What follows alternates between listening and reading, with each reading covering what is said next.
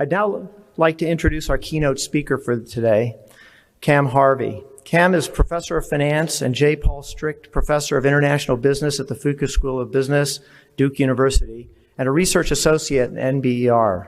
Cam is an extraordinarily prolific author, having published more than 125 scholarly articles on topics spanning the investment finance, emerging markets, corporate finance, behavioral finance, financial econometrics, and computer science. He is also one of the most highly cited scholars in finance. Cam has received numerous awards for both his research and teaching, is past president of both the Western Finance Association and the American Finance Association, and has served on numerous editorial boards, including as co-editor of Review of Financial Studies for 6 years and editor of the Journal of Finance for 6 years. Cam is a founding director of the Duke CFO Survey, a widely watched quarterly survey that polls over 1,500 CFOs worldwide, and serves as the investment strategy advisor to Man Group PLC, the world's largest publicly listed global hedge fund provider. Today, Cam is going to discuss the topic of fake research. With that, please join me in welcoming Cam Harvey.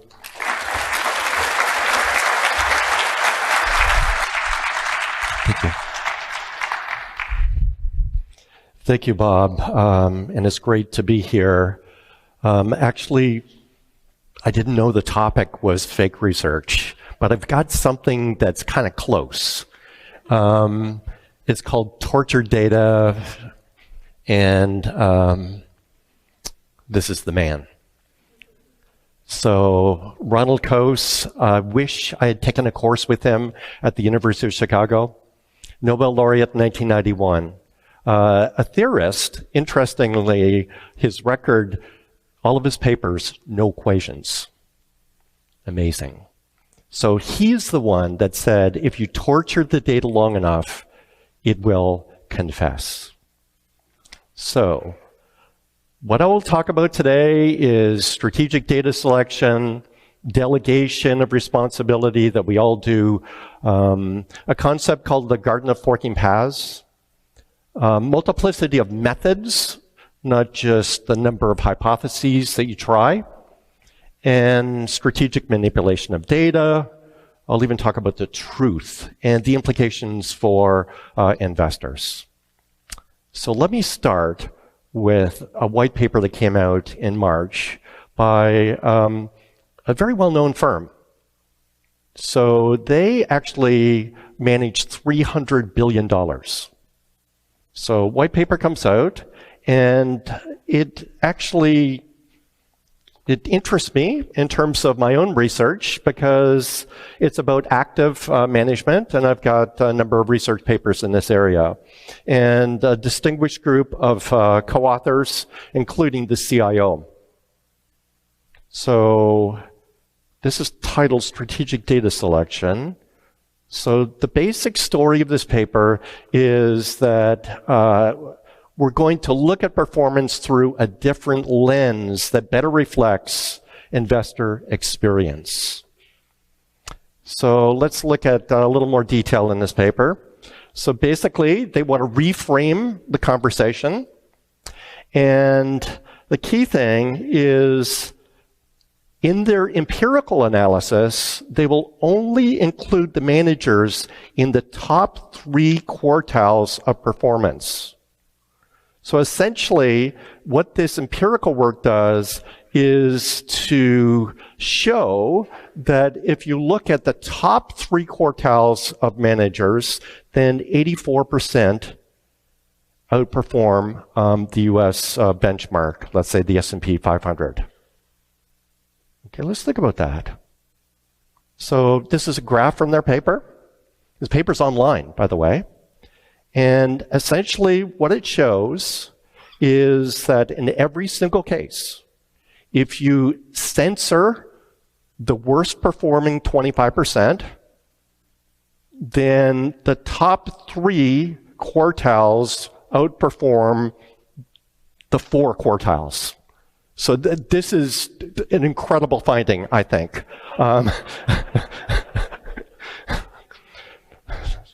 Okay, so I would have pushed it a little further than the 84% because we might as well say that 100% of active managers beat the S&P if you censor everybody that didn't underperform.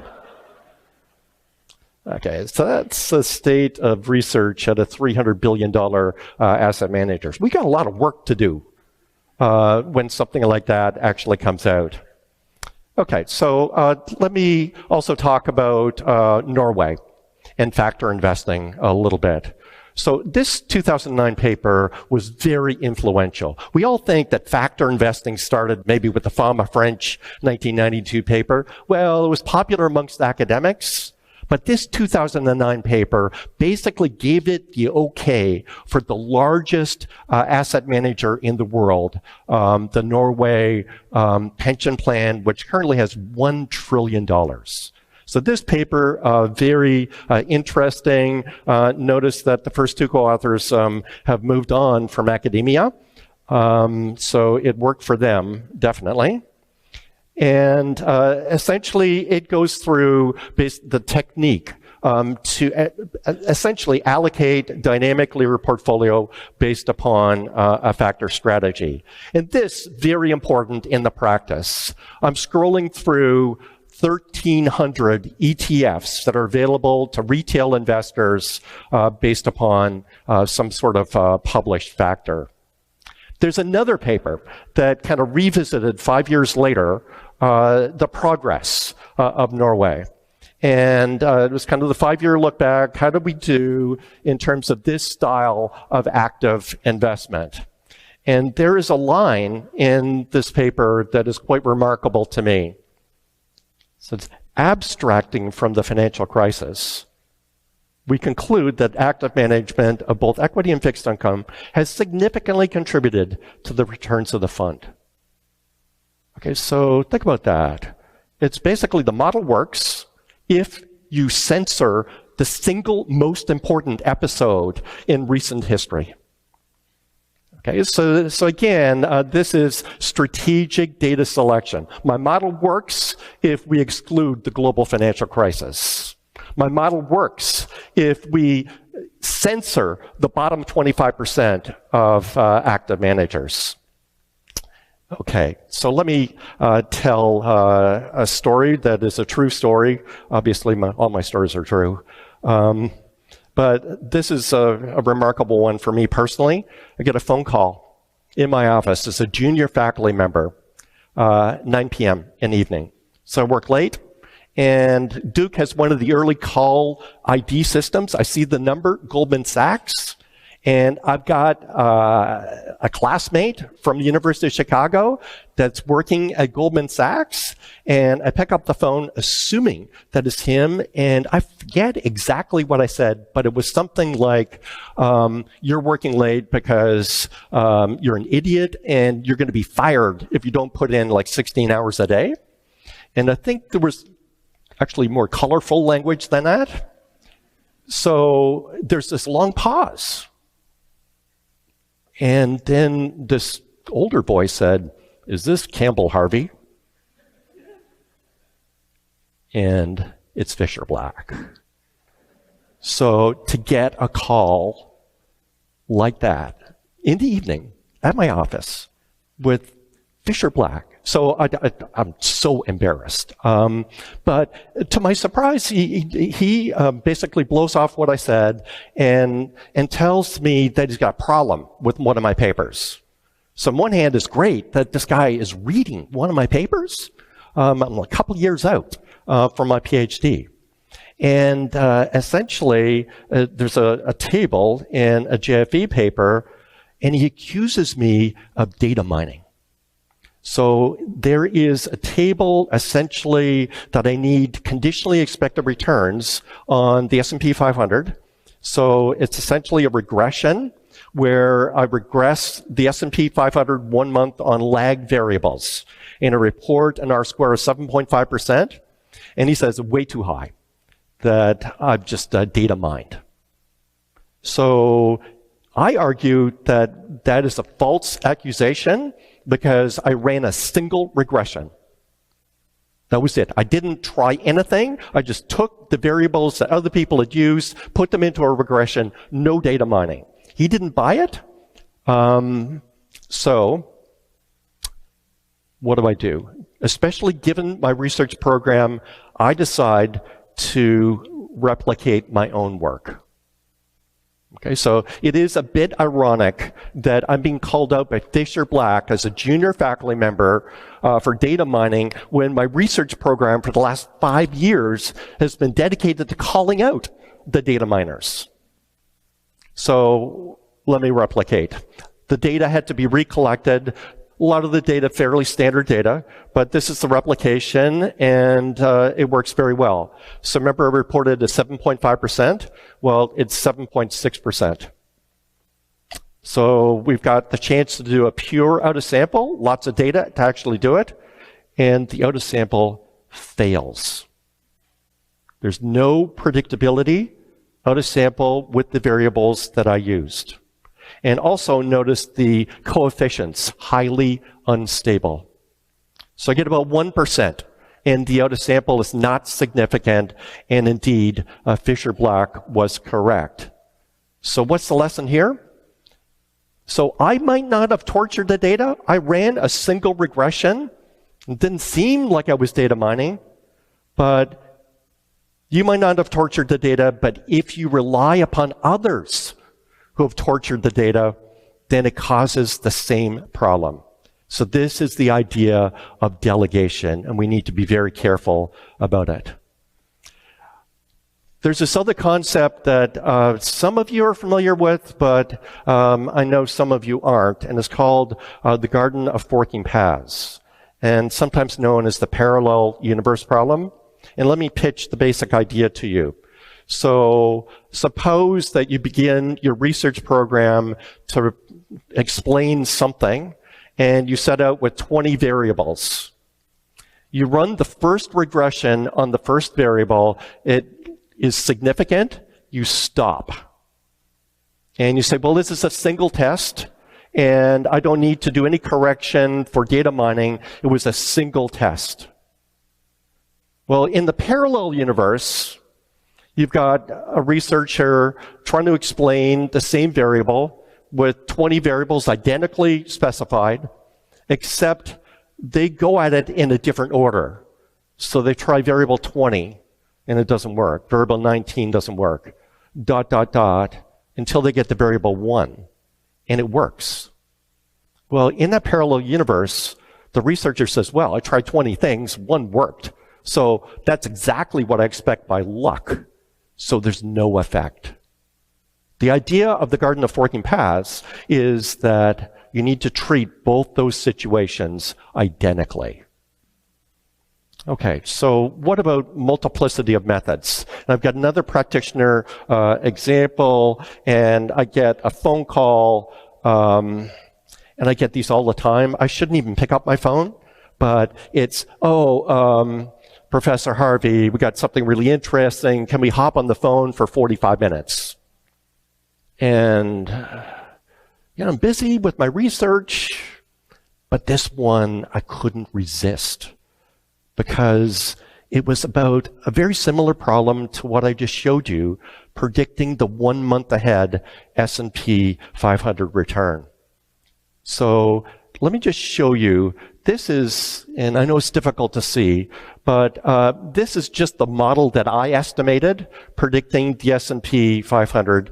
The orange and the squares are the actuals, and the blue doesn't vary that much. Those are the predictions. And that's what, like a 4%. If I estimate over the full sample, the 7.6% and the 1% averages out to about 4. So I'm explaining very small amount of the variance.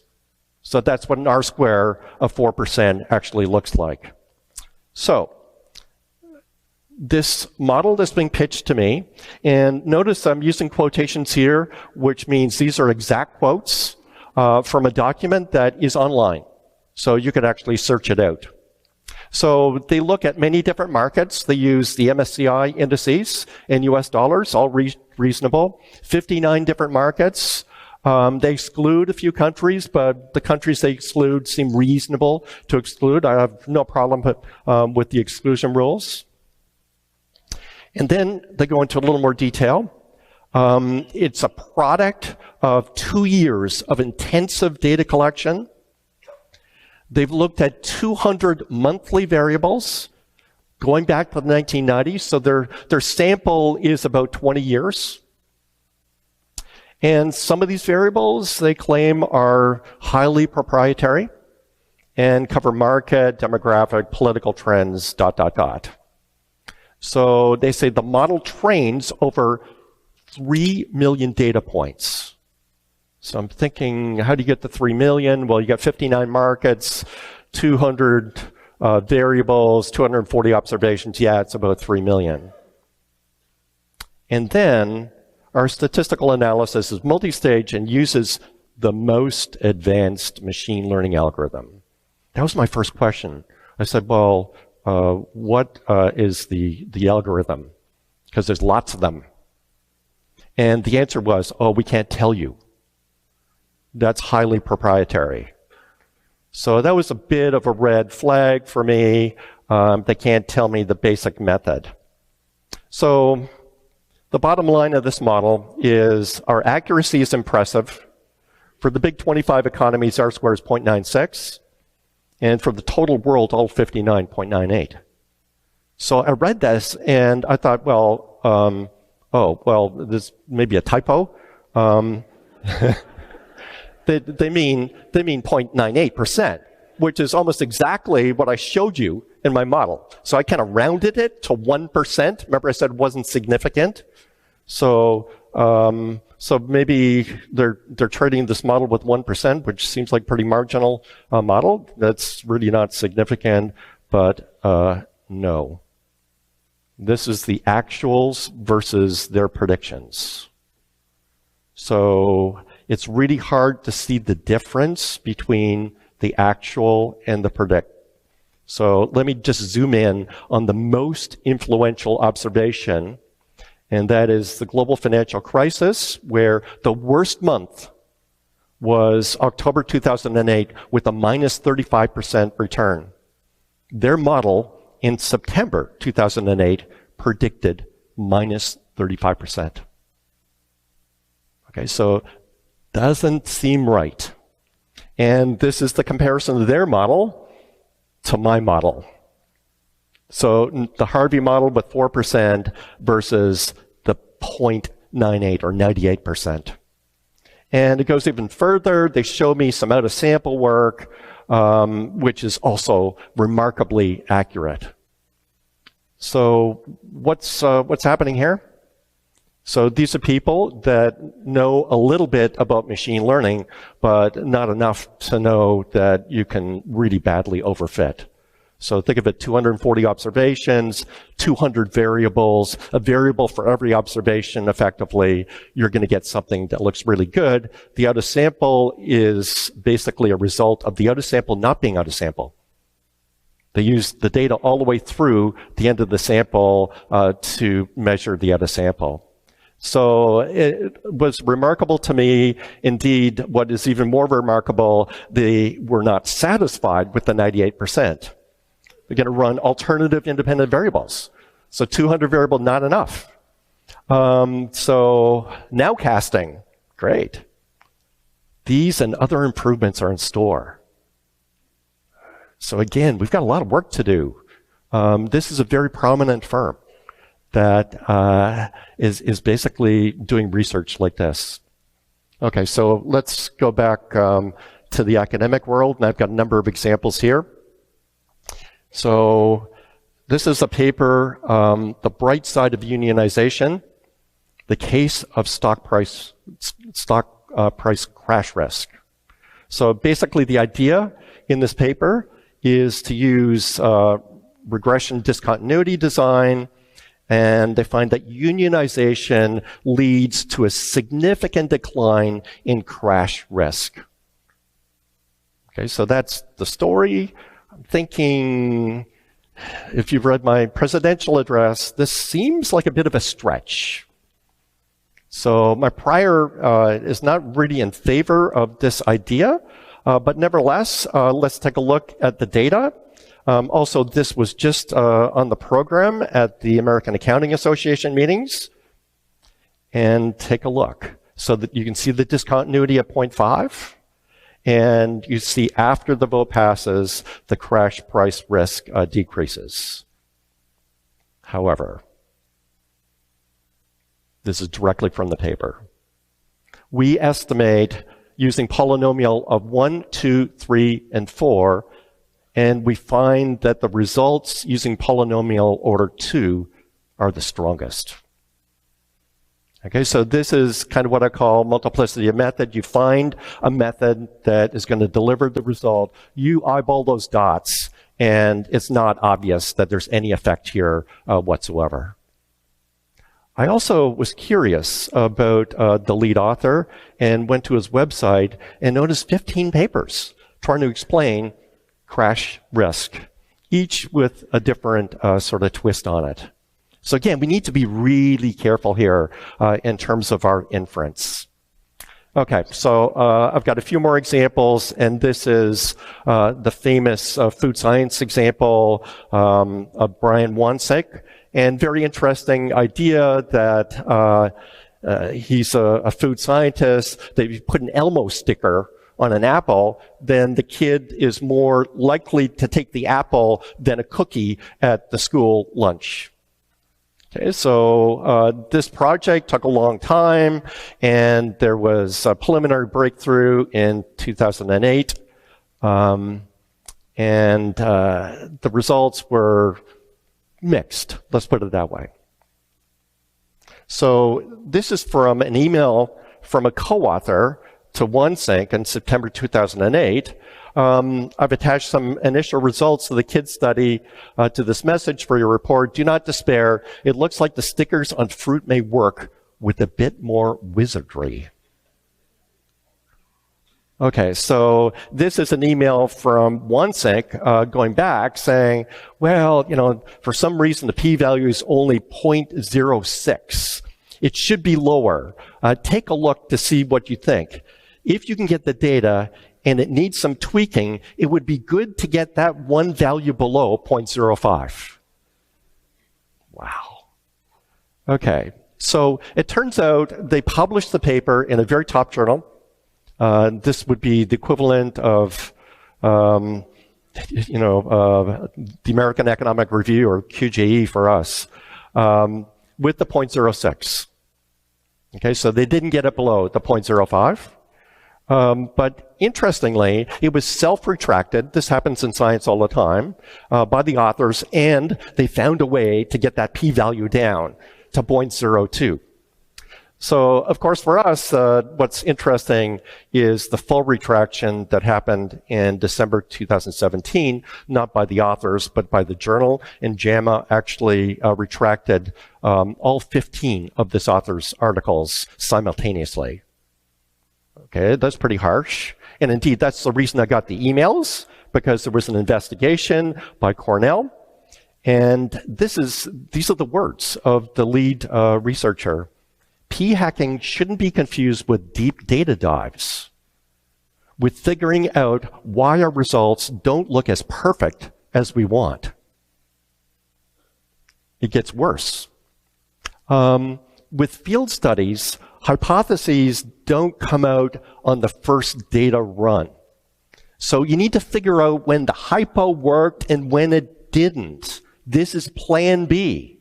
Perhaps your hypothesis worked during lunches, but not dinners, or small groups, but not large groups. Don't change your hypothesis, but figure out where it worked and where it didn't. Cool data contains cool discoveries. Okay, so this is just the ultimate in terms of p-hacking. Okay, this is not the way that we should do science. So it turns out that their slicing and dicing of the data, it wasn't large group versus small groups. They had to dice it by age. And they made a mistake because they said that the study was 8 to 11-year-olds. Do those two kids look 8 to 11? No. Well, their significant result was for kids that were like 3 to 5. Okay, so again, this is just another blatant example of manipulation of the data, and it cost him his job at Cornell. Okay, let me kind of finish up with Rudy, the hand grenade person. So these are old quotes. He's got a number of new quotes that are equally as interesting. But for us, it's this kind of the truth isn't truth. The truth is relative, and investigators may have different versions of the truth. So again, this guy's in the news, and it's interesting how different news outlets will use different pictures of him to portray a different view. So this might be the CNN picture, and this might be the Fox picture. So I hate to admit it, but this is kind of one point where I kind of have to agree with him. So we don't really know that much about the truth. And if you don't believe me, talk to the philosophers. So philosophers can't even agree upon what the truth actually is not so simple. Okay, so we need to be careful in what we do. We should never declare that this effect is true. It's never as simple as acceptance or rejection. It's on the continuum somewhere. So to say something is 0 or 1 is just not the case in almost all of our research. Okay, so let me end up with one last paper, and I wanted plenty of time for questions. So this is a recent paper in Nature, Human Behavior. Again, these journals are like very impactful. So you think that the Journal of Finance has got a good impact factor of 5. These journals have impact factors of 30. Okay, so these are really tough to get in and excellent journals. Nature, Human Behavior, very interesting idea. Why does fake news go viral? And the answer, basically in this paper, is short attention span. And this paper goes up and it goes viral.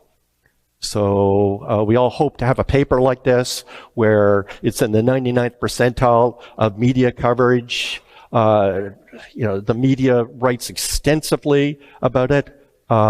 Scientific American, other outlets write about this paper. Retracted. So it's really interesting to me that a paper that purports to explain fake news is fake. Yeah. So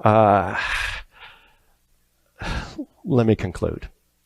So I remember so often at the University of Chicago when I was a student, my advisor would say, let's go to the tables and let the data speak. And you probably all heard this. So, well, forget the commentary. Let's just go to the analysis. Look at the pictures and the tables. So the one message I want to deliver today is the data do not speak. So it's the interpreter of the data that actually speaks. And often that interpreter has got an agenda. And an interpreter has a set of tools that can be deployed to support that agenda. So this is a problem in academia, and it's also, I think, an even bigger problem in the practice of asset management. So we might be able to get some publication in financial management, and then later on it's proved to be false. And it's not really that big of a deal. We have other publications. However, in the practice of management, you've got people investing their savings in strategies that most of them likely false. And this is not just product that is pushed by mom and pop asset managers. I showed you the extent of the problems that we actually face. So, in the end, I think we're at this point in our history where we need to be really vigilant.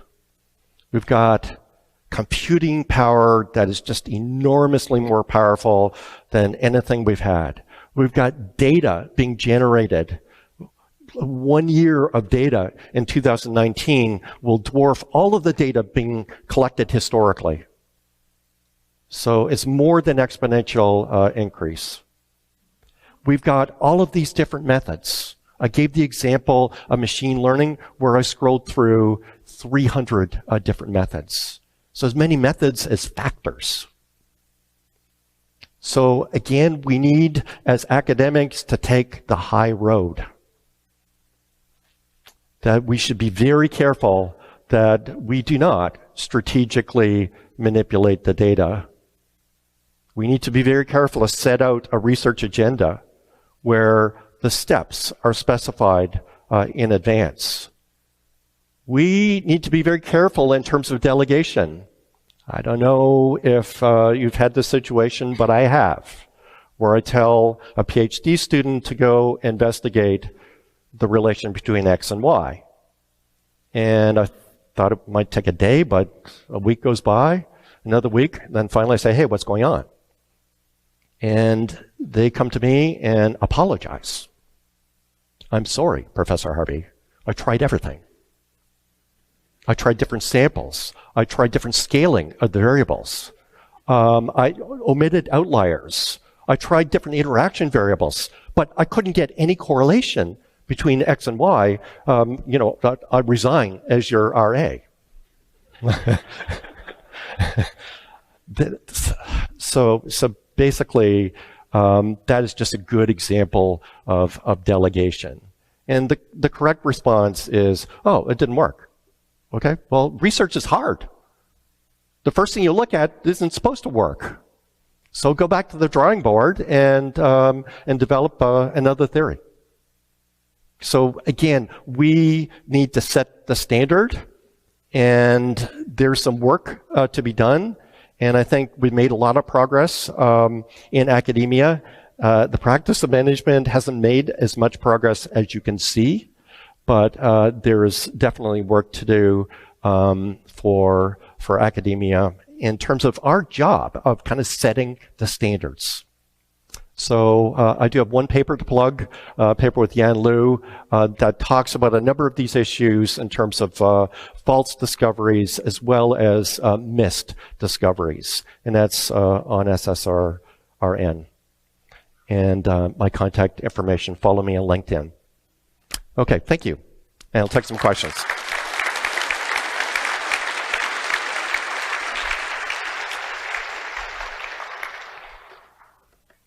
So we have some microphones for questions. Hi. Thanks for the great talk. I don't know if this is your thing, but it does relate to one of your slides. Like you, I was kind of trained old school. And one of the things they taught me was if I had a new variable z that was going to explain y, I had to control for x. Right? And now the new school is telling me that, no, I don't have to do that. I can have, if I have some kind of plausibly exogenous variation in z, I don't have to worry about the old discoveries. But I'm beginning to suspect that the exclusion restriction almost never holds. but it's very profitable. I can come up with 15 different vectors, a whole vector of Z variables, and write 15 papers about crash risk, and I don't have to worry about the other 14 that I've previously published. Right. So, do you think it might be a good practice to have editors, I don't want to lengthen the process anymore, but have them say, well, what about your other 4 papers you published on this? Weren't those variables important at one time? Yeah, and it's, as you say, it's not just the 14 papers that particular author's published. It might be 14 papers by other authors. So it makes it very, very challenging. So different areas of finance are more advanced than other areas. So when it comes to these problems, in my opinion. So for example, the fund evaluation literature, where you've got thousands of managers, it's kind of obvious that if you've got a manager that, let's say, outperforms 10 years in a row, well, that's not necessarily significant outperformance. If you have like 10,000 managers flipping coins, 9 of them will outperform 10 years in a row. So they have made a lot of progress in this area because it's just so blatant. The second area is kind of the factor research, where very similar to what you're saying, that people now are more interested in the incremental contribution. So given that we do have a certain set of base factors, and it might be just the market, that you look to see what you can explain over and above that. But that literature was offside for many years, and it's kind of come full course, and people are much more careful with that today. So those are like the big areas that are kind of obvious. What I'm interested in are the other areas that are not as obvious. So, for example, in empirical corporate finance, we've got all of these papers that try to explain essentially the same thing. So it could be the amount of debt, it could be profitability, it could be cash holdings. And all these variables are tried, and these papers don't necessarily control for the possibility that if you try enough variables, something will work purely by chance. Indeed, not just in empirical corporate finance, but in just all of finance. How often do we see these cascading tables where the first column is the first variable tried, the second is the second variable, third, fourth, fifth, and then the last column, everything all together.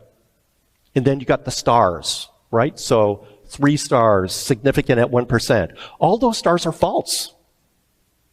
So they do not take multiplicity into account. So a simple Bonferroni correction would take every single one of those p-values that you estimated and multiply by 5, which is the number of variables you tried. So something that looks good at, let's say, 0.04 p-value, no, that's 0.2. Okay, so we've seen this all the time. But the interest here, I think, goes even beyond the usual kind of suspects, like the cascading table and the fund management. So it goes beyond, and there's a really interesting paper that Ingrid Werner sent to me, where she looks at papers that use a natural experiment. And her paper makes the point, if 60 different papers use the same natural experiment, then you get a multiple testing problem. So the inference needs to be changed. The very first one that used that natural experiment is fine. But the 59 papers afterwards, they need to adjust what they're doing, because you can imagine the natural experiment might correlate with something. And if you search and dredge the data long enough, you're going to find something. So this critique even applies to behavioral finance. So go on to Wikipedia and look up the list of behavioral biases. There's like 300 of them. It's like the factor zoo. So people come up with a bias to explain a particular fact. So they're not data mined necessarily, but if you've got so many different stories, it leads to a problem with inference. So essentially, this applies across everything in our field. And part of the mission I've been on is to try to make people aware of some of these issues. I certainly wasn't aware and made plenty of mistakes in my historical research. So what we don't want to do, and this happens, you find some trading strategy that appears to be significant, you publish it in a journal, and then a few months later, there's a number of people at various investment banks that are packaging an ETF based upon this idea, based upon a backtest that's likely overfit, likely not significant, and people invest in it. And no surprise, they don't do well. That was a long answer. I could go on. Yes. Hi. So my name is Alud, and into the microphone, please. Is it on? Yeah. Yeah. Great. Thank you. Just tilt it my up. name is Alud, and my day job is I work in Basel for the Bank for International Settlements. I look at regulation, and I think what you say is something that we can experience day by day when we think about financial regulation and the impact of that and how to evaluate it. And we used to say that regulation is not the same as self-regulation. Confidence is not the same as self-confidence. Yeah. And I wonder, how would you extend a bit your conclusion of what can be done? Oh, man. So that's not a short answer. I thought the last answer was long. So let me there's many different vectors to deal with that. So one vector has to do with, I need to do this talk to the same group, but they're lawyers. Because it is amazing the quality of sort of empirical work that's done to support a case for regulation or against a regulation where the standard in the court is the p-value of 0.05. And multiple testing is not taken into account. So you get the 0.05, okay, that's significant, therefore we need to regulate this effect. So they need to basically go back to school to figure out how to adjust their statistical approaches so that we don't either impose or avoid regulations that might be efficient or inefficient. Okay, so that is a big deal. So there is another kind of larger thing, and that is, how do we control the stuff that actually goes into our journals? Do we want to regulate that? So I pointed out in my August 2017 paper in Journal of Finance that there's a strong incentive for journal editors to publish papers that have significant results. And the reason's really simple. So you heard that financial management, and I'm not picking on financial management, because it's a very good journal. I indeed just published an article there. But we've heard the impact factor is the highest that it's ever been. And at the AFA meeting, the same thing. The editor of the Journal of Finance will put up the impact factor for the Journal of Finance versus the other finance journals. Okay, so that impact factor, if you think about it, if the paper is published with an insignificant result, it's not going to be cited. And there's plenty of research that supports this idea that the papers that don't show a significant effect don't get as many citations. Okay, so there is like a real problem that we've got, that we're essentially, the author's thinking, I need to get a significant effect, or this paper has no chance at the journal. Okay, so again, it's really, really hard to regulate. We can do some things. I've got a paper I just put on SSRN called Replication in Financial Economics, where I have been advocating for a long time that we do certain things that will kind of reduce the probability of basically a type 1 error in our publications. And that includes the appointment of a data editor at the American Finance Association. And that means that before any paper is published in the Journal of Finance, that the empirical results are replicated by a third party. That is exactly what the American Economic Association is headed towards with their new policy under Ben Bernanke for all of their journals. Okay, so that reduces some of the issues. The data being available also makes it, it makes it so that it's easy to do replication and robustness checks.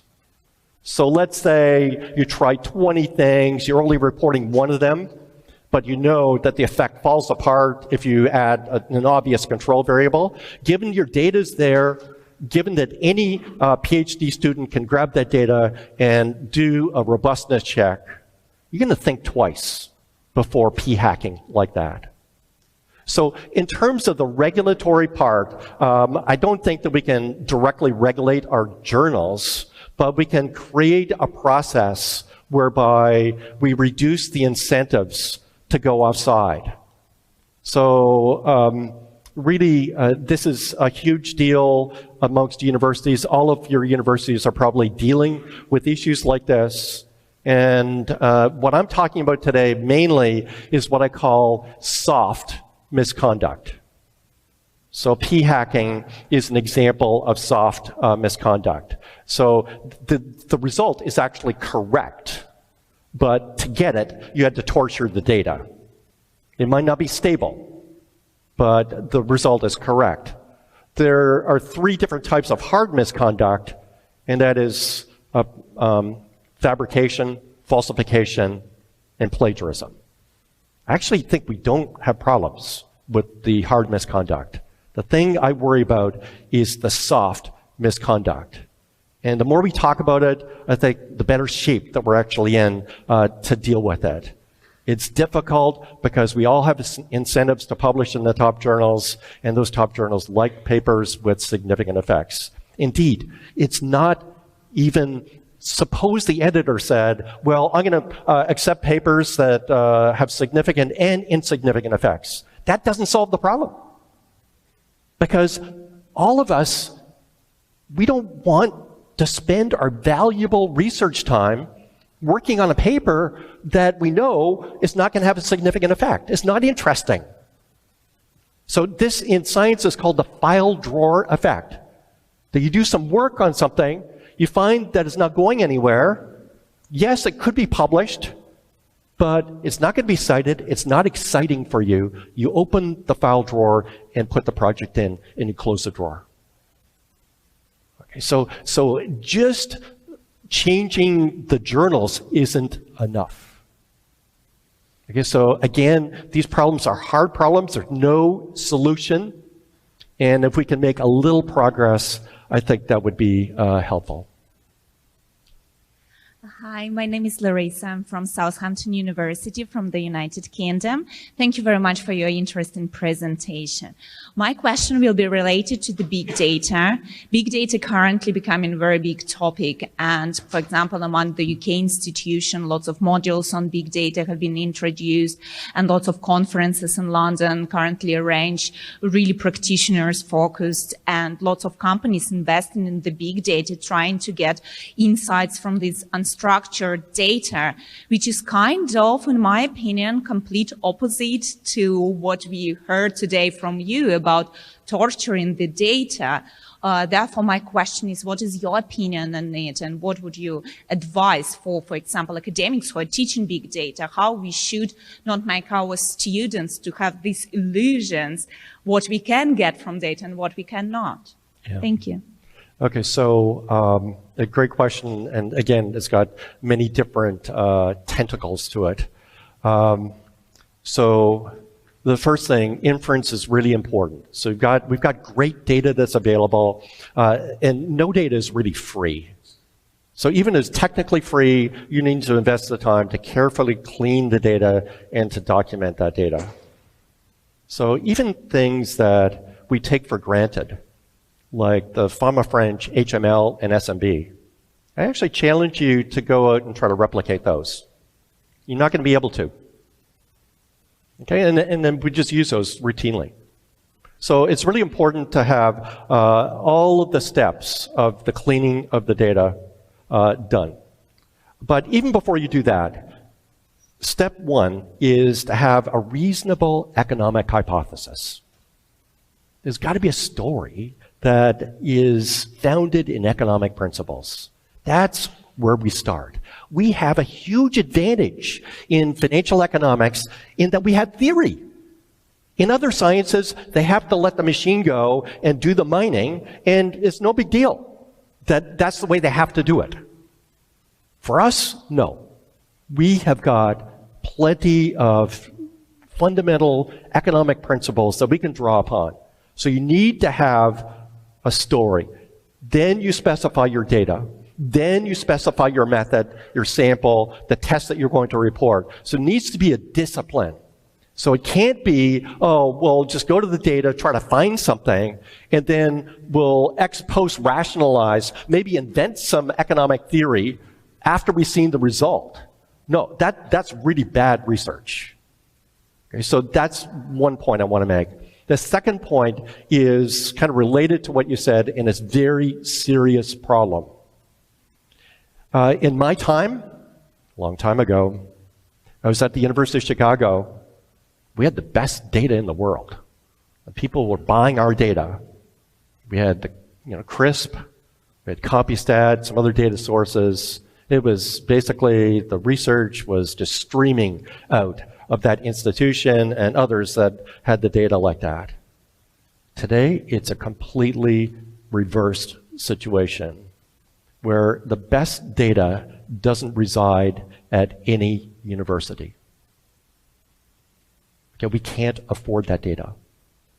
A former student called me and said, hey, I'm working at MSCI now, and what about Duke subscribing to our data?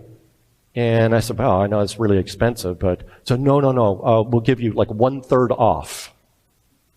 I said, okay, 1/3, so what does that mean per year? He said, $1 million a year. I said, well, that's the entire, well, half our faculty is gone, for $1 million. So, and that is just an example. So what I worry about is that the really interesting data, we just don't have access to it, and you've got people in the industry, many of them are skilled, but most of them aren't dealing with that data. And there's another issue that's very serious that I've recently encountered, where a colleague of mine wrote a proposal to get some very interesting data that has been used by academics before, and wrote to this very well-known data provider. And the message came back, oh, thank you for your research proposal. We're not going to sell you the data because we don't like the message of your research. That's very, very bad. And that's kind of where we're going. So I'm not sure what the solution is. I know the AFA is thinking about this. Ideally, we pool together and just buy all of that data and anybody can use it. But of course, the data providers don't like that idea. So somehow we have to work something out. It also induces disparities across schools, where the schools that are very well endowed can afford the data that other schools just dream about. So I live that all the time at Duke, where we're thinking about some great data, but basically we go around with the hat and researchers contribute to it, but there's a lot of data I'd love to have. and just to advance the field. Okay, well, thank you.